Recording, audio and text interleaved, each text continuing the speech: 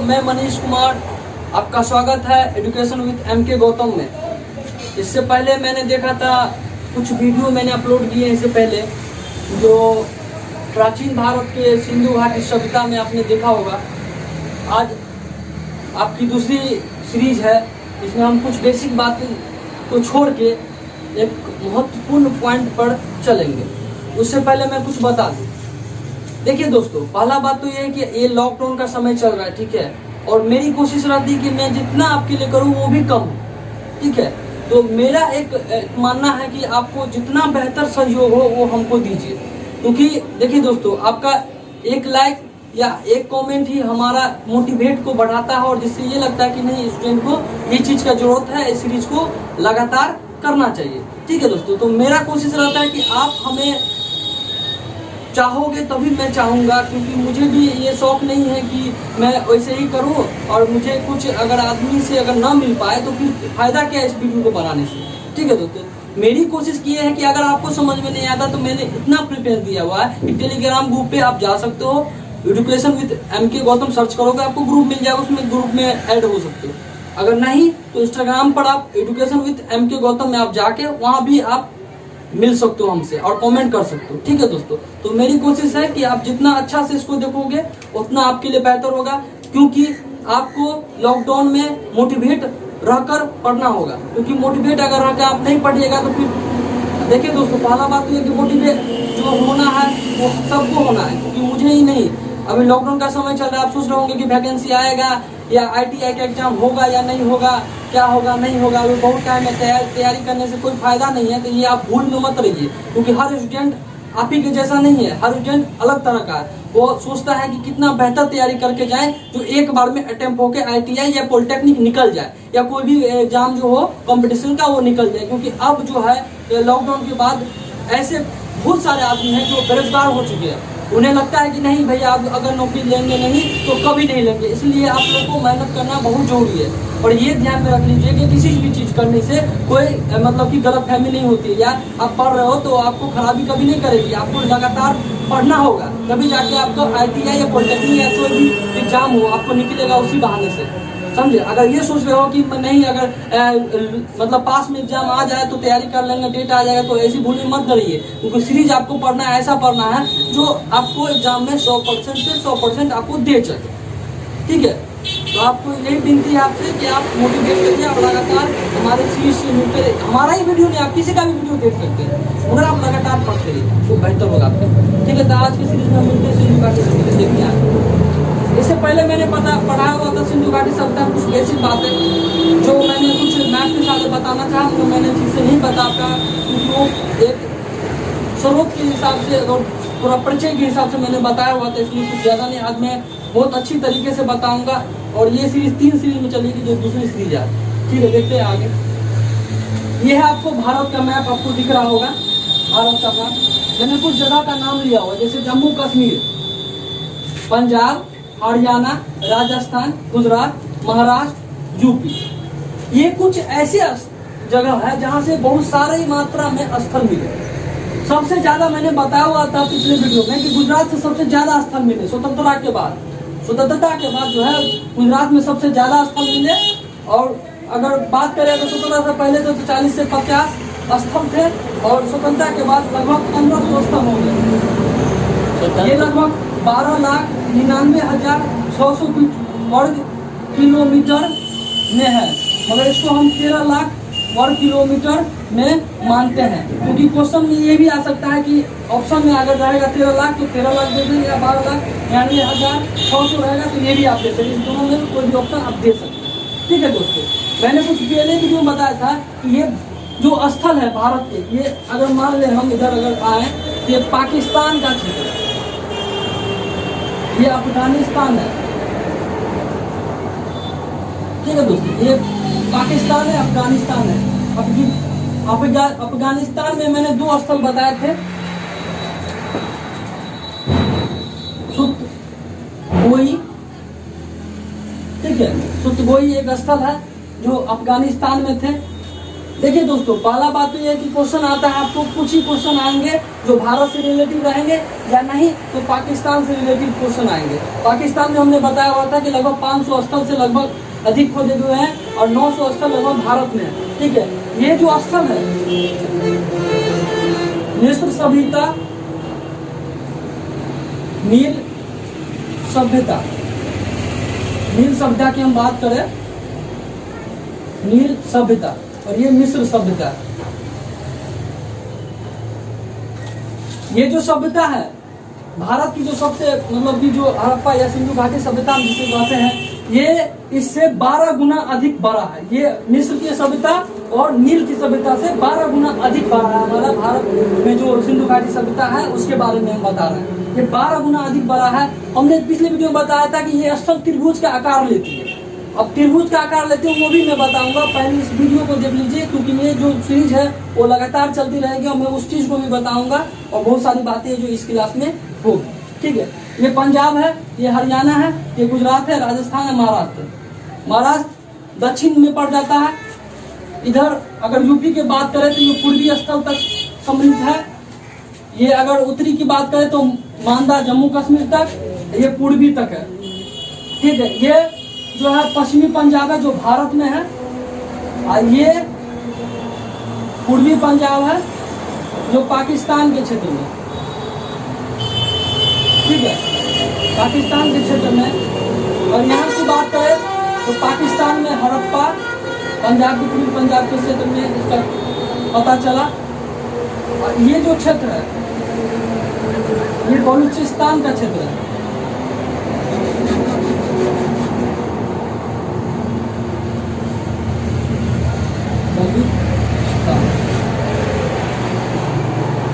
यहाँ बलूचिस्तान का क्षेत्र है और यहाँ सिंध है,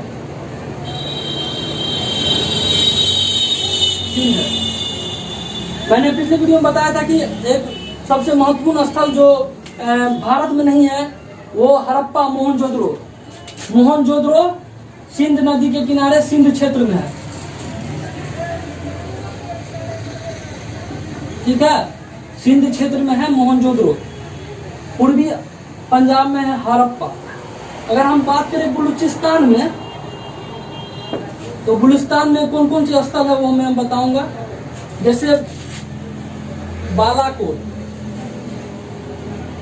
बालाकोट। दूसरा स्थल है डाबरकोट। तीसरा स्थल है सुतपोदरा, सुतपोदरा। ये ऐसे स्थल में बता रहा हूं जो एग्जाम में पूछे जा सकते हैं। जैसे आपको पूछ दिया जाए कि बलूचिस्तान में कौन से स्थल हुए, ऑप्शन में रहेगा बालाकोट, सुतपोदरा, डाबरकोट या पाकिस्तान के क्षेत्र में पंजाब। ये 4 ऑप्शन दे दे तो आपको ये 3 क्वेश्चन जो है, ये जो 3 ऑप्शन है ये सही होगा। ठीक है दोस्तों, सिंध के क्षेत्र में मोहनजोदड़ो। अब सुतपोदरा तो बलूचिस्तान में आ गया। एक आपको हम बता दें कि सबसे ज्यादा स्थल जो मैंने बताया हुआ था कि गुजरात में सबसे ज्यादा स्थल पाए गए स्वतंत्रता के बाद। ठीक है दोस्तों, अगर दक्षिण में बात करें दायमाबाद।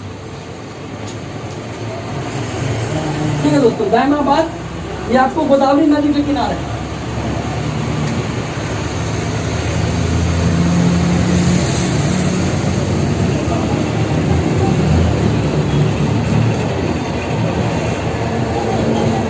ये गोदावरी नदी के किनारे है, ये चिनाब नदी के किनारे है। ठीक है, ये चिनाब नदी के किनारे, हिंडन नदी के किनारे, गोदावरी नदी के किनारे। ठीक है दोस्तों, ये जो स्थल है आपको वो कुछ ऐसे स्थल हैं जो एग्जाम में बराबर पूछे जाते हैं। क्वेश्चन में यही आता है, जैसे कि अगर पूछ दिया जाए कि हड़प्पा और मोहनजोदड़ो भारत में कहाँ है, तो पहला बात तो ये भारत में है ही नहीं। ठीक है दोस्तों, तो आप समझ गए हैं कि ये यूपी का क्षेत्र है, पंजाब का क्षेत्र है, हरियाणा का क्षेत्र है, हरियाणा मतलब राजस्थान, हरियाणा और गुजरात और महाराष्ट्र, दायमाबाद। ठीक है, तो आप समझ गए होंगे ये कहाँ कहाँ पे है।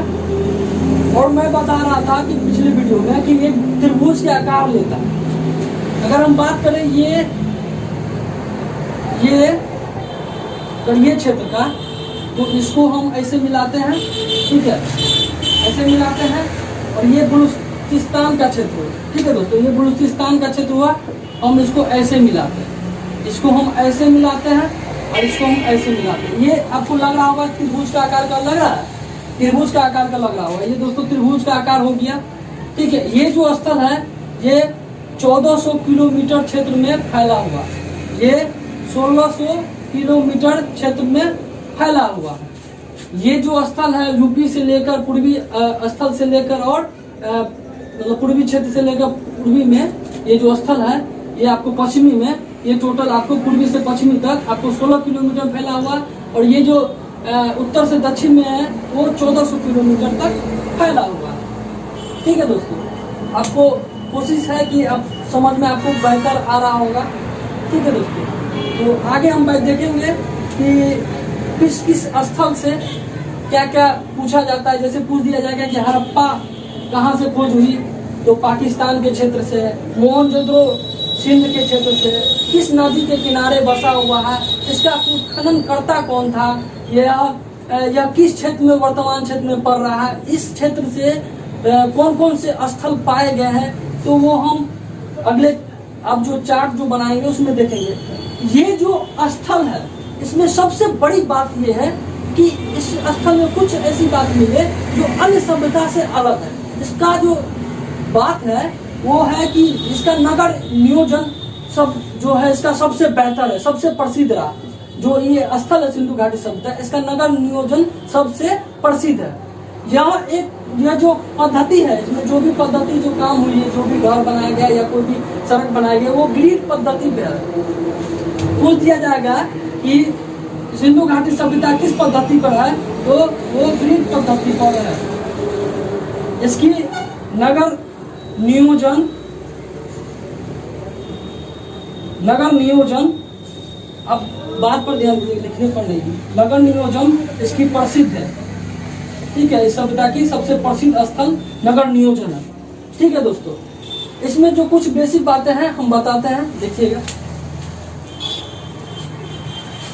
कोशिश यही रहेगी कि आप लोगों को शायद समझ में आ रहा हो। अगर समझ में नहीं आ रहा है तो आप लोग कमेंट कर सकते हैं, हमसे पूछ सकते हैं कि सर हमको समझ में नहीं आया, हम उसको बताने की कोशिश करेंगे, चाहे अगला वीडियो हो चाहे दूसरा वीडियो बनाना पड़े, और आपको हम समझा के रहेंगे। क्योंकि ये किताब आपको, ये जो चीज़ है वो आपको किताब में भी मिल सकती है, ऐसा नहीं है। आपको ये चीज़ किताब में मिल सकता, पढ़ सकते हो, और जो है सुनने और देखने से थोड़ा ज़्यादा कंसंट्रेट होता है दिमाग में, ठीक है। इस बात को आपको ध्यान रखना। इसकी हम अगर बात करें इस स्थल की, जो किस मतलब कि एक तरह से जो स्थल होता है वो दो भागों में बांटा गया। यह पूर्वी स्थल है, मतलब जो भी जो घर बनाए गए वो दो भागों में बांटे गए, जैसे कि पूर्वी और पश्चिमी।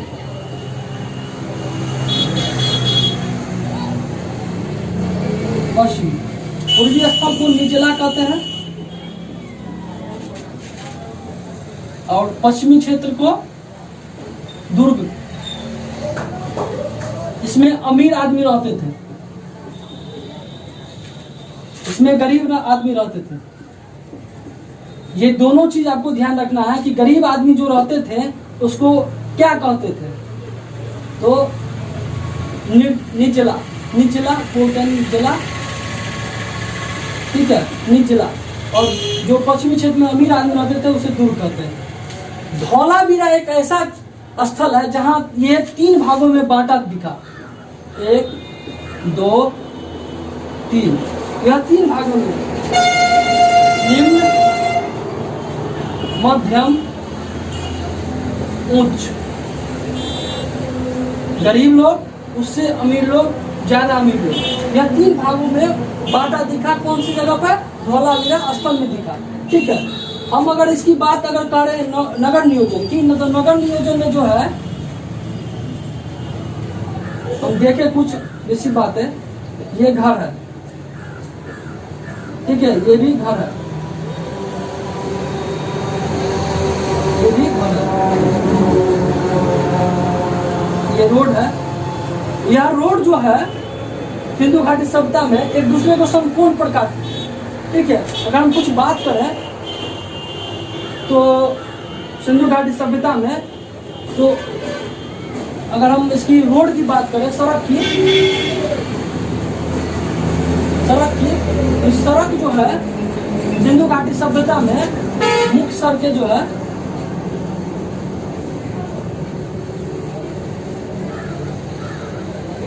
मुख्य सड़कें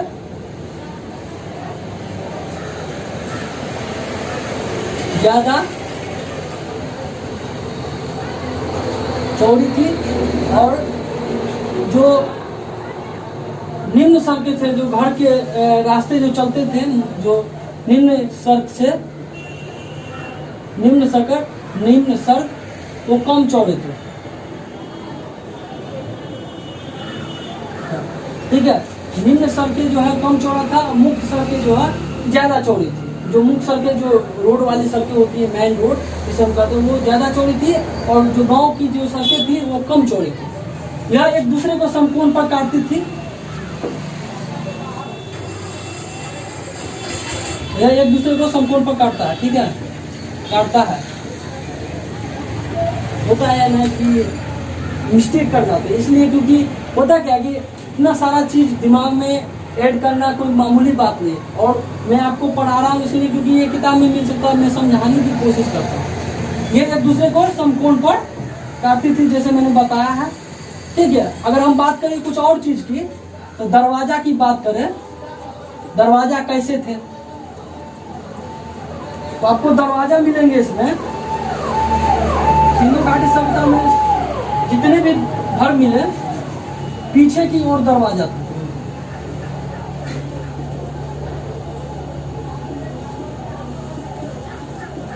एक लोथल ही एक ऐसा जगह है जहां दरवाजा मुख्य सड़क की ओर खुलता था।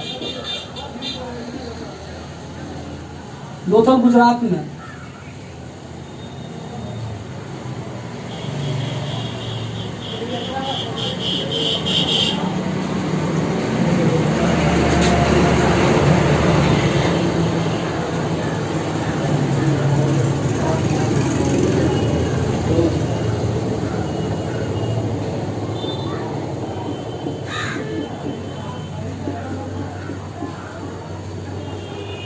ठीक है, पीछे की ओर दरवाजा खुलता है जितने भी स्थल है। लोथल एक ऐसा जगह है जहां आगे की ओर दरवाजा खुला। अगर हम बात करें नाली की, जो जो नल परियोजना होता है, उसकी हम अगर बात करें, तो नल परियोजना में जो है जितने भी सड़कें थे उसमें नाली तो थी, मगर एक धौलावीरा ऐसा जगह है जहां लकड़ी की नाली है।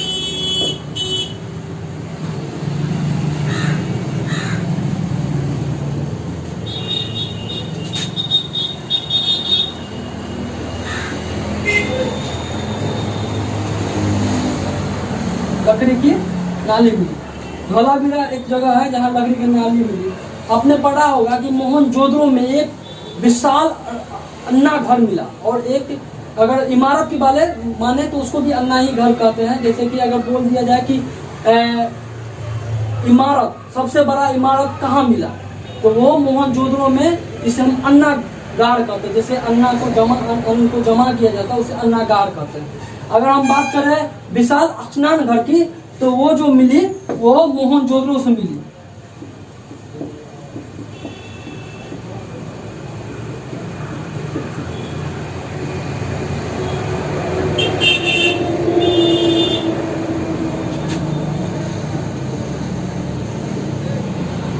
स्नान घर।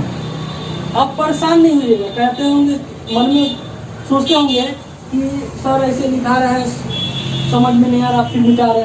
ऐसा नहीं है। मैं जो इससे बात जो है, मैं चार्ट बना के बताऊंगा कि किस स्थल, कौन सी नदी किनारे, इसका किस वर्ष हुआ, और इसके उत्खनन करता कौन थे, और किन किन जगहों से क्या क्या मिला, खोज की या साक्ष्य मिला, उनको मैं बताऊंगा। आपको परेशान होने की कोई जरूरत नहीं। ठीक है, मैं बेसिक बातें बता रहा हूँ जिससे आपको समझ में आए। ठीक है, ये ऐसी थी, ऐसे इसमें जल था या सीढ़ी था। ठीक है, यह सीढ़ी था, ऐसे करके। इसकी अगर लंबाई की बात करें तो 11.88 लंबाई चौड़ाई की बात करें तो 60.01, अगर गहराई की बात करें 2.43। ठीक है दोस्तों, ये बात को आप ध्यान रखिएगा। जो लंबाई है 11.88 और वर्ग किलोमीटर वर्ग, और चौड़ाई है 7.01, गहराई 2.43। ठीक है दोस्तों, अगर हम इसकी बात करें ईंट की, तो इसमें जो है ईंट जो है आपको पक्की और कच्ची दोनों ईंटों का साक्ष्य मिला। ठीक है दोस्तों, इसमें पक्की और कच्ची ईंटों का साक्ष्य मिला। ठीक है दोस्तों,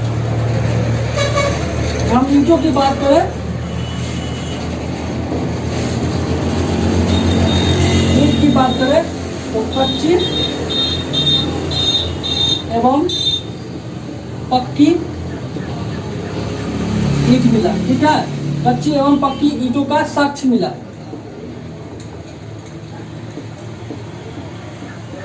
अगर हम ईंट की अनुपात की बात करें तो 4:2:1।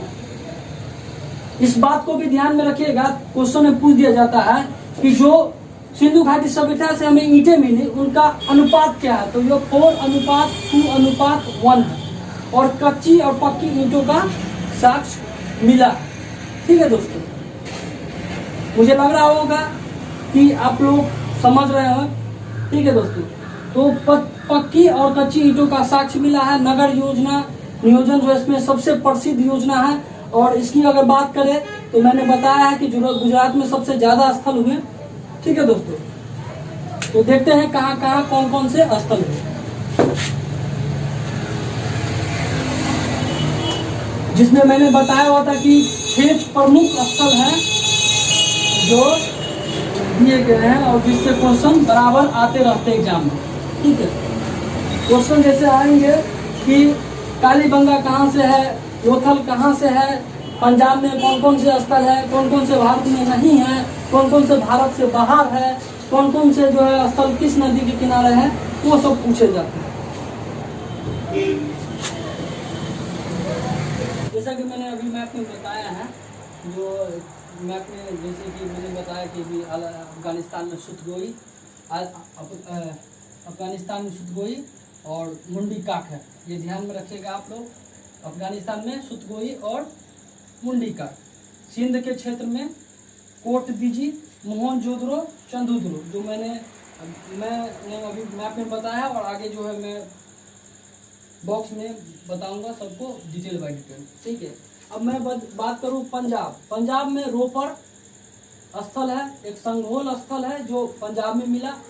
मगर हरियाणा की बात करें तो हरियाणा जो है बनवाली मिला, राखी गढ़ी मिला, भगवानपुर मिला।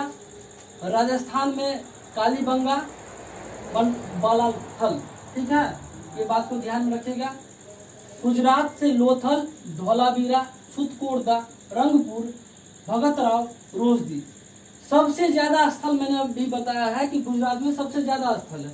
अगर यूपी की बात करूं, जो पूर्वी क्षेत्र में पड़ता है, वो आलमगीरपुर, संघोली और बड़गांव। बराबर जो है ये ऑप्शन ज्यादातर पूछे जाते हैं कि यूपी में कौन से मतलब कि स्थल बराबर मतलब कि हुए हैं, तो आलमगीरपुर। ठीक है, और जैसे कि पंजाब में मैंने बताया, ये सब आपको बराबर क्वेश्चन में पूछे जा सकते हैं, और जो इम्पोर्टेंट होगा वही मैं चार्ट में बताऊंगा। ठीक है दोस्तों, तो आप ध्यान में रख लीजिए, एक बार देख लीजिए इसको कि हरियाणा से बनवाली अगर बात करें तो लगभग 3 स्थल प्रमुख है इसमें पंजाब में 2 स्थल, रोपड़ और संघोल प्रमुख है। राजस्थान में कालीबंगा, बालाथल, ये बराबर पूछे जाते हैं। तो बालाथल कहाँ है तो राजस्थान में, कालीबंगा कहाँ है तो राजस्थान में। गुजरात में लोथल, धौलावीरा, सुतकोरदा, रंगपुर, भगतराव, रोजदी। मैंने अभी भी बताया कि धौलावीरा में 3 भागों में बांटा गया था समाज को, जो निम्न समाज, मध्यम समाज, उच्च वर्ग, जो आपने बता दिया है। वैसे तो 2 वर्ग में थे, जो पूर्वी वर्ग को कहते हैं निचला और पश्चिमी वर्ग को कहते हैं दुर्ग। तो आइए हम चार्ट में देखते हैं। ठीक है दोस्तों, आप इसको अगर स्क्रीनशॉट लेना चाहे ला ले सकते। तो हमने मैप में देखा था कि कैसे क्या था। सुतकोरदा बलूचिस्तान के क्षेत्र में, सिंध के क्षेत्र में मोहनजोदड़ो, और हड़प्पा के क्षेत्र में जो है हड़प्पा जो है आपको पाकिस्तान के क्षेत्र, पूर्वी पंजाब के क्षेत्र में। अब हमने चार्ट में इसको अच्छी तरीके से देखते हैं कि कहाँ से कौन स्थल पूछे, उत्खनन करता कौन है, वर्ष कैसे है और कौन है, और नदी कौन किसके किनारे स्थल मिले इस नदी के किनारे। तो देखते हैं हड़प्पा, जो पाकिस्तान के क्षेत्र में हड़प्पा, ठीक है दोस्तों, पाकिस्तान के क्षेत्र में है मोटगोमरी जिला में। हड़प्पा जो है मोटगोमरी जिला के क्षेत्र में, मतलब जिला है मोटगोमरी, और पाकिस्तान के क्षेत्र में रावी नदी के किनारे। देखिए कितने लोग सोचते होंगे कि अरे सिंधु घाटी सभ्यता हड़प्पा तो सिंधु नदी के किनारे होना चाहिए, तो ऐसा नहीं है। सिंधु घाटी सभ्यता हुआ, मगर नाम इसलिए पड़ा कि सिंध का क्षेत्र जो है वो पहले पड़ता था, इसलिए सिंधु सभ्यता नाम दे दिया गया, ठीक है। तो रावी नदी किनारे इसका 1921 में इनका उत्खनन हुआ था दयाराम साहनी के द्वारा, राय बहादुर दयाराम साहनी के द्वारा, ठीक है। देखिए इसका एक ट्रिक नहीं है, बल्कि आपको समझ के पढ़ना होगा। जैसे हड़प्पा की बात करें रावी नदी के किनारे 1921 में दयाराम साहनी ने इस यहाँ से जो है अन्नागार का अन्न भंडार का जो एक समूह वो मिला हड़प्पा से। कांस्य दर्पण, मतलब कांस्य का मैंने बताया था कि जो दर्पण होता है टीन और तांबा से मिले हुए, जो दर्पण जो टीन और तांबा से मिक्स उसे कांस्य कहते हैं, जिसे कांस्य दर्पण मिला। 837 कब्रिस्तान है, युगल समाधि जो हड़प्पा से मिला। श्रमिक आवास, जो श्रम आवास होता है, जो आदमी को इकट्ठा करने के लिए रोजगार होता है, वो श्रमिक आवास है जो हड़प्पा से मिला। स्वास्तिक चिन्ह जो आज की डेट में हम ऐसे जो है ऐसे देखते हैं, ऐसे करके ये स्वास्तिक चिन्ह आपको जो है हड़प्पा से मिला। अगर बात करें मोहनजोदड़ो की, तो पाकिस्तान के क्षेत्र में मिला और बरकाना जिला में मिला। देखिए बात यह कि सिंध के क्षेत्र में तो है, मतलब सिंध के एक नदी है जो उसके क्षेत्र में आया था, मगर ये जो परफेक्ट अगर माना जाए एक जगह से विस्तृत है तो वो बरकाना जिला पाकिस्तान के क्षेत्र में जो सिंधु नदी के किनारे है, सिंधु नदी के किनारे है। इसका वर्ष 1922 है और यह राखल दास बनर्जी ने इसका उत्खनन किया था। अगर खोज की बात करें तो यहाँ से विशाल स्नान घर जो मैंने बताया है अभी, जो विशाल स्नान घर वो मोहनजोदड़ो से मिला। कांस्य मूर्ति, जिसमें अभी बता रहा हूँ, कांस्य मतलब टीन और तांबा से मिक्स हुआ मूर्ति मिला। पुरोहित की मूर्ति मिली। महाविद्यालय का यहाँ साक्ष्य मिला।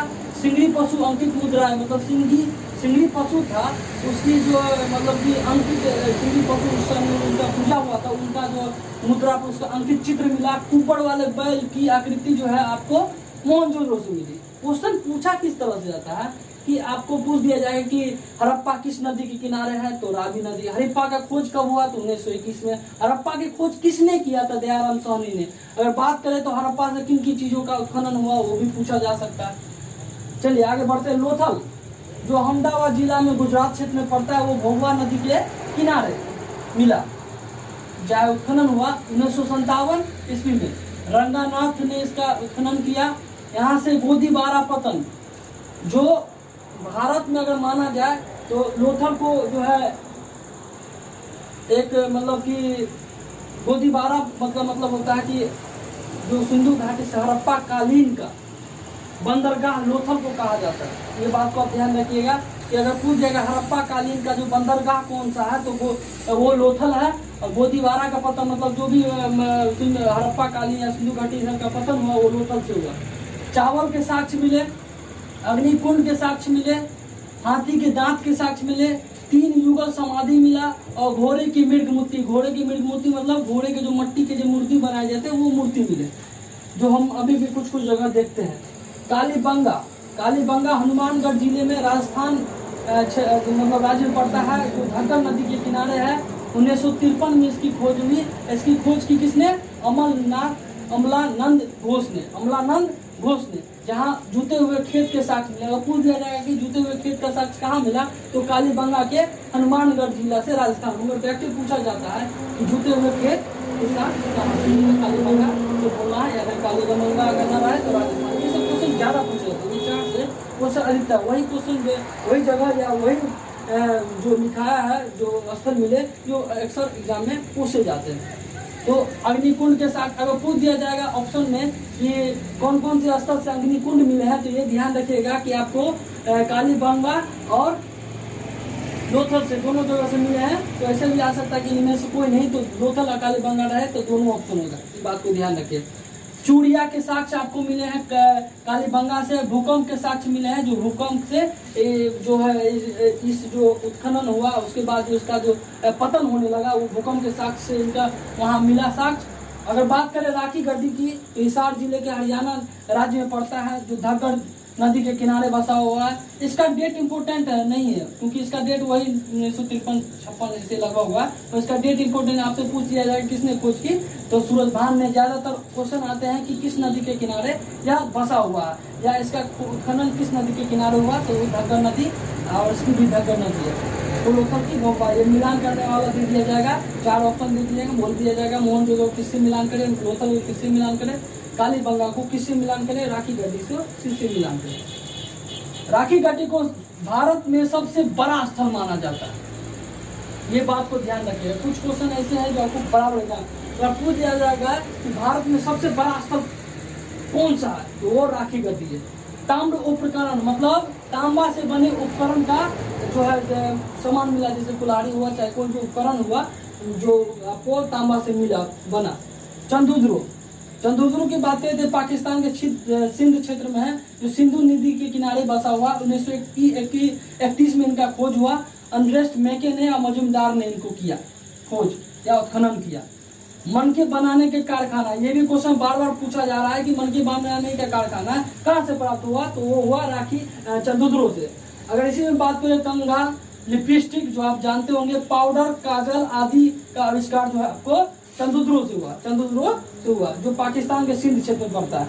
चूहा, बिल्ली, अंकित, ईंटों पर निशान जो है आपको चंदुद्रो से मिला। ये क्वेश्चन, ये सब जो क्वेश्चन है ना बराबर पूछे जाते हैं एग्जाम में, ये बात को आप ध्यान रखिएगा। कालीबंगा का मतलब होता है काली चूड़िया, ये भी ध्यान रखिए, इसलिए चूड़िया का भी वहाँ कालीबंगा मतलब काली बंगा, बंगा मतलब चूड़िया होता है, ये ध्यान रखिएगा।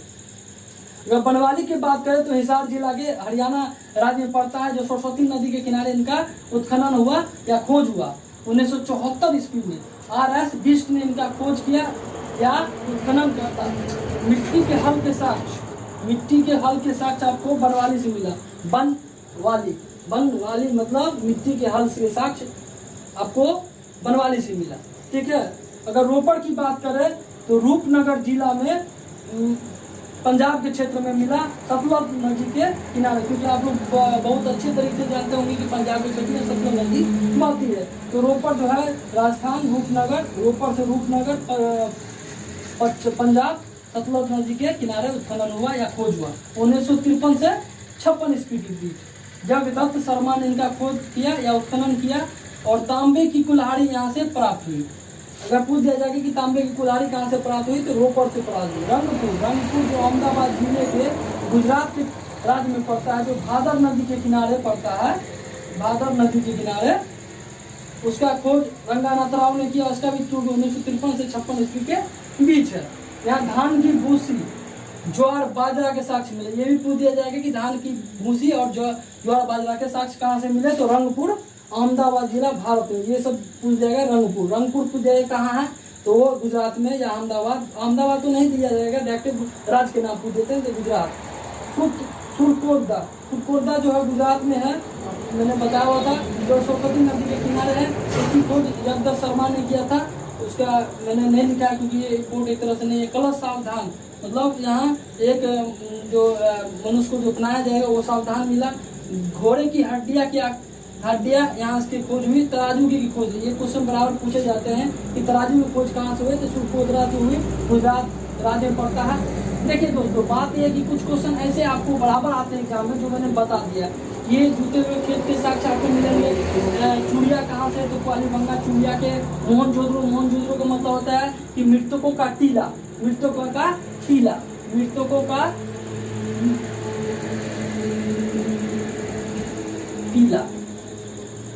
टीला बोलते हैं मोहनजोदड़ो को, जो पाकिस्तान के क्षेत्र में पड़ता है। ये आपको ये ध्यान में रखना है कि हड़प्पा की खोज किस नदी के किनारे, ये सब तो बार बार क्वेश्चन पूछे जाते हैं। कब हुई ये भी पूछे जा सकते हैं, किसने की ये भी पूछे जा सकते हैं। पिछले क्वेश्चन में आया है कि हड़प्पा की खोज किसने की थी, तो राय बहादुर दयाराम साहनी ने। चावल के साक्ष्य से कहाँ मिले, लोथल से मिले। कुछ ऐसे पॉइंट इसमें जो बार बार आते हैं, ठीक है दोस्तों। तो इसको ध्यान में रखते हुए याद करिएगा। आप अगर स्क्रीनशॉट लेना चाहते हैं तो आप ले सकते हैं, ठीक है दोस्तों। आपको ये ध्यान में रखना होगा कि मैं वीडियो पढ़ा रहा इसलिए कि आपको समझ में आए, ठीक है। हड़प्पा पाकिस्तान, मोहनजोदड़ो मतलब मिट्टी का, ठीक है, हिंदू कैसे पड़ता है, ये सब ध्यान में आपको रखना है। अगर रही बात कि प्रीवियस ईयर में कैसे क्वेश्चन पूछे जाते हैं तो वो भी मैं वीडियो बनाऊंगा या PDF लिंक देने की कोशिश करूंगा, ठीक है दोस्तों। तो आपकी कोशिश इतना ही रहेगी कि आप घर पे बैठे हुए लॉकडाउन में हैं तो आप ठीक से पढ़िए और ध्यान से पढ़िए। आपको किसी भी प्रॉब्लम या किसी भी समस्या का दिक्कत करने की कोई जरूरत नहीं, आप डायरेक्ट कमेंट कर सकते हैं जैसे मैंने बताया है आपको। तो मिलते हैं अगले वीडियो, उसका तीसरा पार्ट होगा, ठीक है। उसमें वो सबसे लास्ट पार्ट होगा सिंधी घाटी सभ्यता का। तो मिलते हैं। जय हिंद, जय भारत।